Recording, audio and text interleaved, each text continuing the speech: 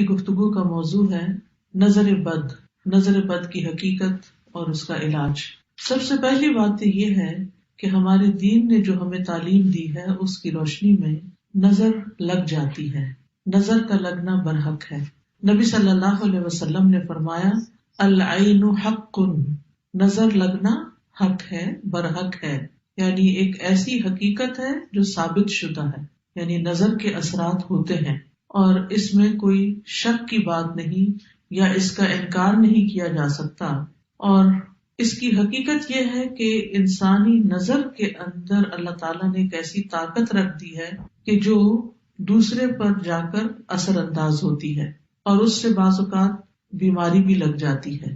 نظر بد کے بارے میں قرآن مجید سے جو بات ہمیں پتہ چلتی ہے وہ کچھ یوں ہے کہ یوسف علیہ السلام کے والد یعقوب علیہ السلام جو تھے، جب وہ اپنے سارے بیٹوں کو یوسف علیہ السلام کے پاس بھیج رہے تھے تو انہوں نے خاص طور پر انہیں ہدایت کی کہ سب ایک دروازے سے داخل نہ ہونا۔ سورۃ یوسف کی آیت نمبر 67 میں آتا ہے وَقَالَ يَا بَنِيَّ لَا تَدْخُلُوا مِن بَابٍ وَاحِدٍ وَادْخُلُوا مِنْ أَبْوَابٍ مُتَفَرِّقَةٍ وَمَا أُغْنِي عَنْكُم مِّنَ اللَّهِ مِن شَيْءٍ إِنِ الْحُكْمُ إِلَّا لِلَّهِ عَلَيْهِ تَوَكَّلْتُ وَعَلَيْهِ فَلْيَتَوَكَّلِ الْمُتَوَكِّلُونَ۔ یعقوب علیہ السلام نے کہا اے میرے بیٹو، ایک دروازے سے داخل نہ ہونا اور الگ الگ دروازوں سے داخل ہونا، اور میں تم سے اللہ کی طرف سے آنے والی کوئی چیز ہٹا نہیں سکتا، یعنی اگر تمہیں نظر لگ گئی تو میں تمہیں کچھ کام نہیں آ سکتا۔ حکم اللہ کے سوا کسی کا نہیں، اسی پر میں نے بھروسہ کیا اور اسی پر لازم ہے کہ بھروسہ کرنے والے بھروسہ کریں۔ تو چونکہ ان کے یہ 11 بیٹے تھے کہ جو سفر پر روانہ ہو رہے تھے اور سبھی جوان تھے، تو آپ خود سوچیں کہ کسی گھر سے 11 جوان بیٹے نکلیں تو لازماً سب کی نگاہوں میں آئیں گے، کسی شہر میں داخل ہوں، شکلیں بھی ملتی جلتی ہوں اور صحت مند بھی ہوں، تو یہ دوسروں کے لیے ایک حیرت کی بات ہوتی ہے، تو جس سے انسان متاثر ہو سکتا ہے۔ نظر جو ہے اللہ کی تقدیر اور قضاء و قدر کے ساتھ کبھی کبھی قتل بھی کر دیتی ہے، کبھی بیمار کر دیتی ہے، کبھی دہشت زدہ کر دیتی ہے، کبھی کمزور کر دیتی ہے، کبھی کوئی چیز جلا دیتی ہے۔ تو ایسا کیسے ہوتا ہے؟ اصل میں انسان جب کسی کے اندر کوئی خوبی دیکھتا ہے تو اس کے اپنے اندر ایک جلن اور ایک کڑن اور ایک حسد کا جذبہ پیدا ہوتا ہے، تو یہ جو اندر کی جلن کڑن ہوتی ہے وہ نگاہوں سے دوسری طرف ٹرانسفر ہوتی ہے۔ جیسے کسی کے ساتھ محبت ہو تو وہ محبت بھی نگاہوں سے پتہ چلتی ہے، نفرت ہو تو وہ نفرت بھی۔ اسی طرح بچوں کو ڈراتے دھمکاتے ہیں تو بعض اوقات منہ سے کچھ نہیں بولتے، صرف آنکھیں دکھاتے ہیں، تو اس سے وہ بچے سمجھ جاتے ہیں، حالانکہ کیا آنکھ ہی ہے، کچھ کر تو نہیں رہی ہوتی، لیکن آنکھ کے اندر سے نکلنے والے جو اثرات ہوتے ہیں وہ دوسرے کے اوپر جا کر اثر کرتے ہیں۔ حدیث میں آتا ہے رسول اللہ صلی اللہ علیہ وسلم نے فرمایا اللہ کی قضاء و قدر کے بعد نظر بد ہی میری امت کے اکثر لوگوں کی موت کا سبب بنتی ہے، یعنی نظر لگتی ہے، بیمار ہوتے ہیں، مر جاتے ہیں، جانوروں کی موت کا باعث بھی بنتی ہے۔ رسول اللہ صلی اللہ علیہ وسلم نے فرمایا نظر بد آدمی کو قبر میں اور اونٹ کو ہانڈی میں پہنچا دیتی، یعنی اونٹ تڑپنے لگتا ہے اور اس کو پھر ذبح کر دیا جاتا ہے۔ پھر اسی طرح یہ ہے کہ بعض اوقات اگر کسی ماں کو نظر لگی ہوئی ہو جب بچے کے ساتھ پریگننٹ ہو تو وہ نظر اس کے بچے تک بھی منتقل ہو سکتی ہے، کیونکہ نظر کا تعلق جو ہے، یعنی نظر کے جو اثرات ہیں وہ جسم کے اندر تک سرایت کر جاتے ہیں۔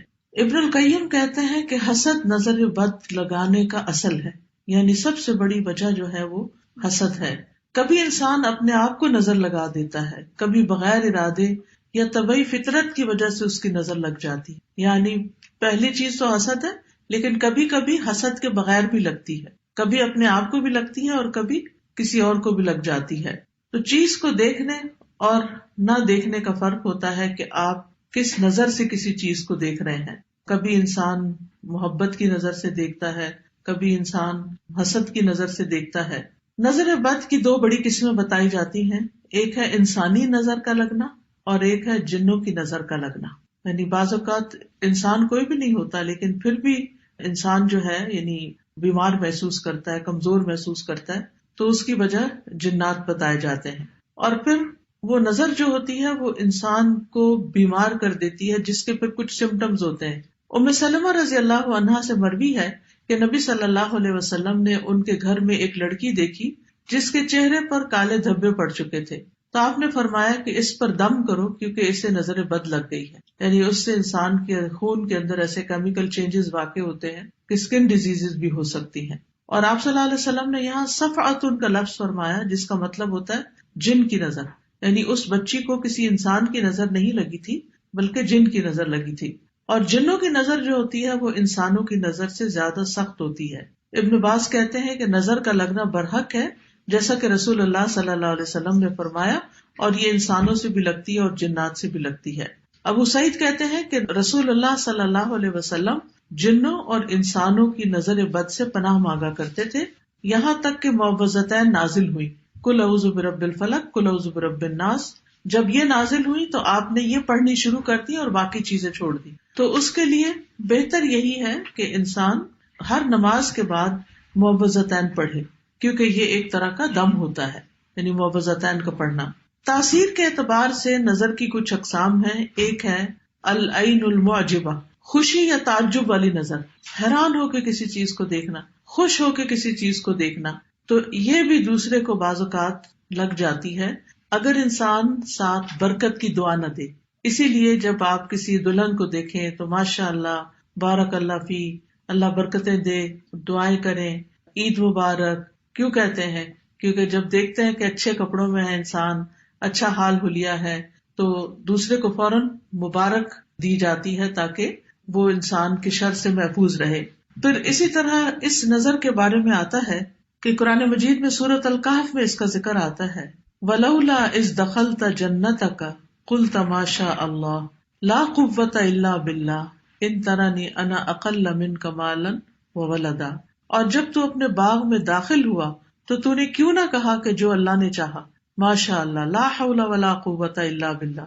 اگر تو مجھے دیکھتا ہے کہ میں مال اور اولاد میں تجھ سے کم ہوں. تو یہ آگے قصہ چلتا ہے. تو اس شخص کے باغ کو بھی نظر لگی تھی جس کی وجہ سے باغ سارا جل گیا تھا.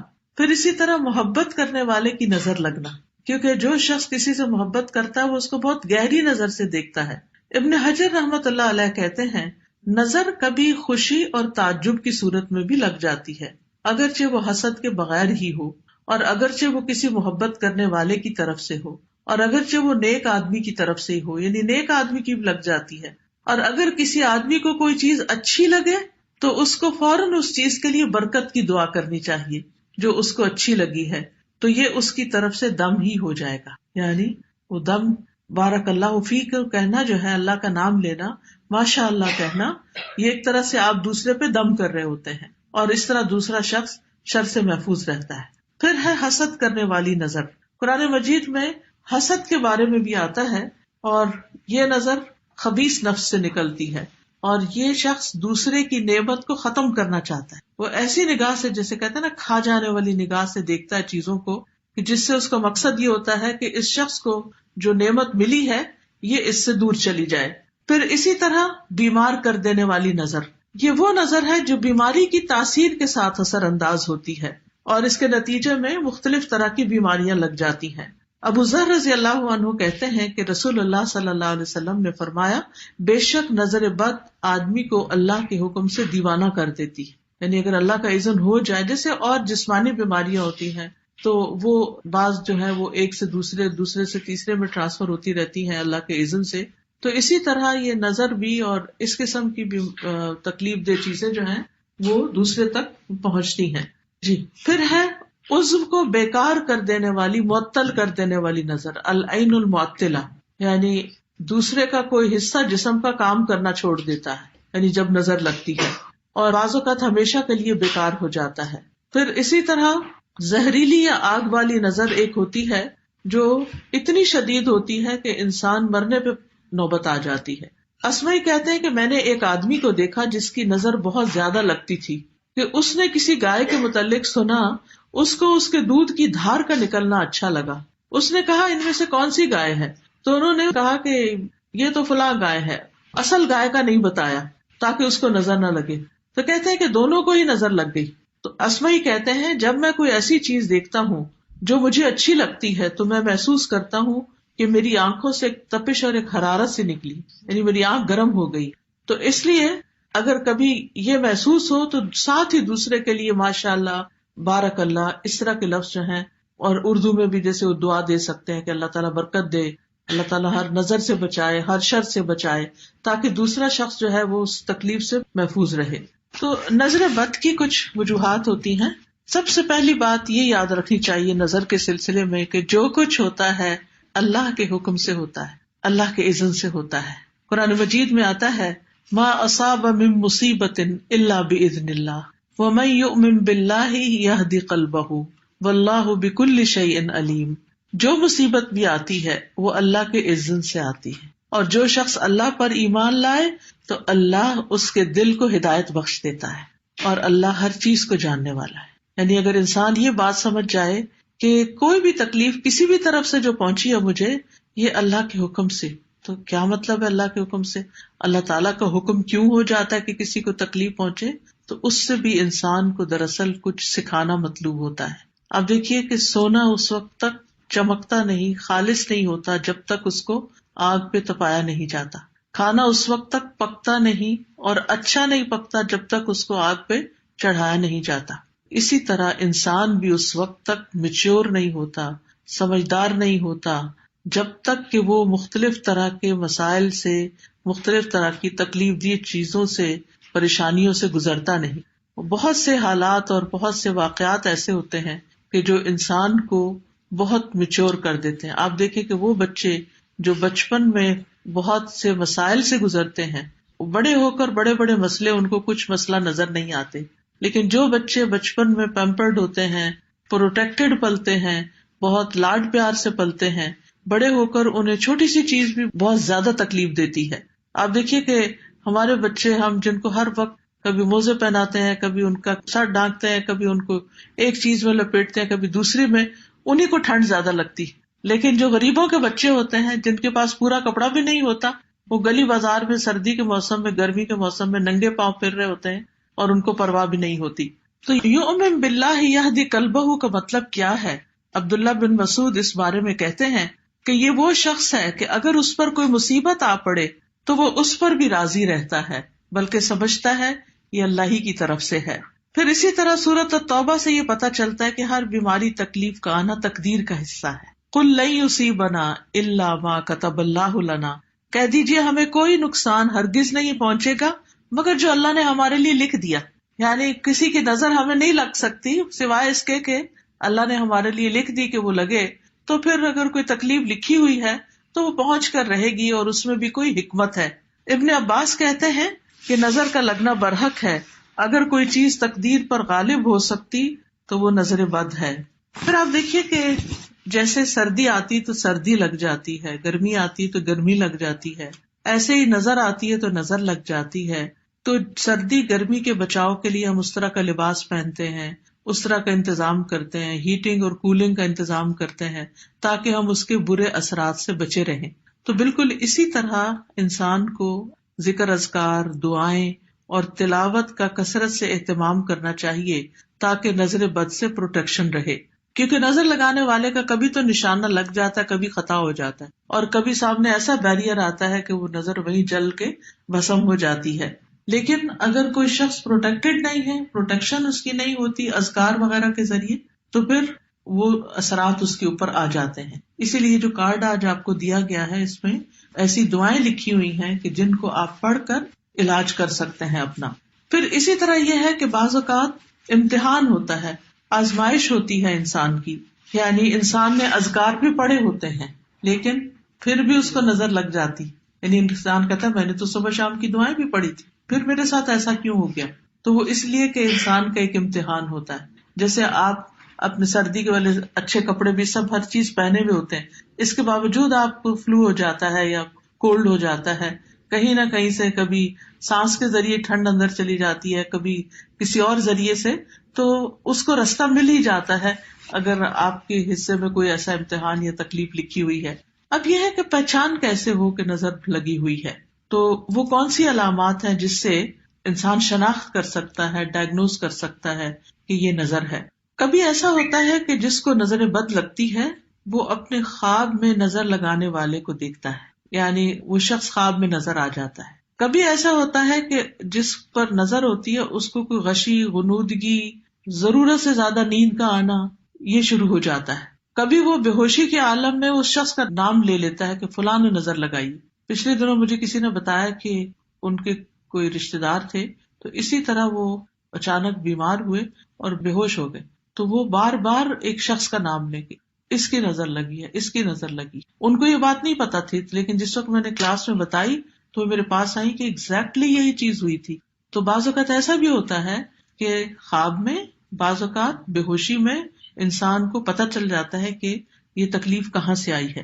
بعض اوقات نظر لگانے والا کوئی ایسی بات کہہ دیتا ہے کہ میں تو آپ کے کپڑے دیکھ کے حیران ہی ہو گئی، اور یعنی کوئی اس قسم کا جملہ کہ جس سے انسان کو پتہ چلتا ہے کہ یہ نظر لگ گئی ہے. بعض اوقات کوئی ایسی بیماری آ جاتی ہے کہ جو اچانک ہوتی ہے. عبداللہ بن عامر سے روایت ہے، وہ کہتے ہیں کہ عامر بن ربیعہ اور سہل بن حنیف دونوں غسل کے ارادے سے نکلے. وہ کوئی اوٹ تلاش کر رہے تھے کہ چھپ کے نہائیں. سہل نے اپنے اوپر سے اون کا جبہ اتارا. عامر کہتے ہیں میں نے دیکھا تو اسے میری نظر لگ گئی. وہ پانی میں اتر کر نہانے لگا. میں نے پانی میں اس کے بڑبڑانے کی آواز سنی. میں اس کے پاس آیا، 3 دفعہ آواز دی، اس نے جواب نہیں دیا. تو میں نے فوراً نبی صلی اللہ علیہ وسلم کو بتایا. آپ تشریف لائے، پانی میں داخل ہو گئے. گویا کہ میں اب بھی آپ کی پنڈلیوں کی سفیدی دیکھ رہا ہوں. آپ نے اس کے سینے پہ 3 دفعہ ہاتھ مارا اور پھر یہ دعا دی، اللہم اذہب عنہ حرہا وبردہا ووصبہا. اے اللہ اس کی گرمی اور سردی اور اس کی بیماری اور کمزوری کو دور کر دے، یعنی جو کچھ اس کے ساتھ ہوا ہے وہ اس کو دور کر دے. پھر رسول اللہ صلی اللہ علیہ وسلم کھڑے ہوئے اور فرمایا، جب کسی کو اپنے بھائی کا وجود یا کوئی مال پسند آئے تو اس کے لیے برکت کی دعا کرے، کیونکہ نظر کا لگنا برحق ہے. پھر اسی طرح بچوں کو نظر کی علامت یہ ہوتی ہے کہ وہ بے وجہ روتے رہتے ہیں، یعنی کوئی وجہ نہیں ہوتی، رونا شروع کر دیتے اور روتے ہی چلے جاتے ہیں. حضرت عائشہ کہتی ہے کہ ایک مرتبہ نبی صلی اللہ علیہ وسلم تشریف لائے تو ایک بچے کے رونے کی آواز سنی. تو آپ نے فرمایا، یہ بچہ کیوں رو رہا ہے؟ کیا تم نے اس کو نظر بد کا دم نہیں کروایا؟